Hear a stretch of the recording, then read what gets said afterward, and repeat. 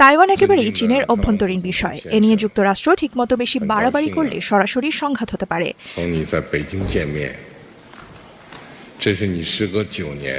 বৈঠকের শুরুতেই এভাবেই ট্রাম্পকে কড়া হুঁশিয়ারি দিয়েছেন চীনের প্রেসিডেন্ট শি জিনপিং।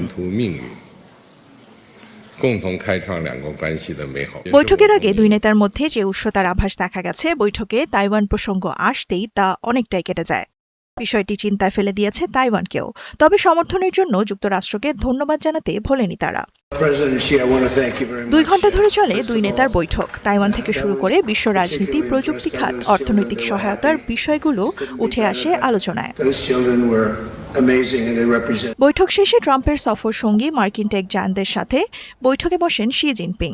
ভবিষ্যতে চীনের সাথে যুক্তরাষ্ট্রের প্রযুক্তিগত অংশীদারিত্ব আরও বাড়বে বলে আশাবাদ জানান ব্যবসায়ী নেতারা।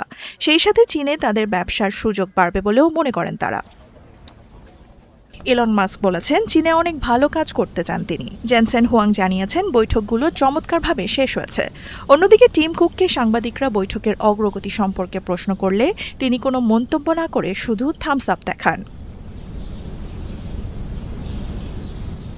বৈঠক নিয়ে প্রেসিডেন্ট শি জিনপিং বলেছেন, যুক্তরাষ্ট্র ও চীনের বাণিজ্য প্রতিনিধি দলের বৈঠকে ভারসাম্য ও ইতিবাচক ফল এসেছে। এসব আনুষ্ঠানিকতা শেষ করে দুই নেতা যান ঐতিহাসিক টেম্পল অফ হেভেন পরিদর্শনে।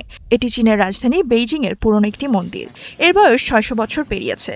ইউনেস্কো বেইজিংয়ের এই মন্দিরকে বিশ্ব ঐতিহ্যের তালিকাভুক্ত করেছে। সংস্থাটির তথ্য অনুযায়ী 1420 সালের দিকে মন্দিরটি নির্মাণ করা হয়।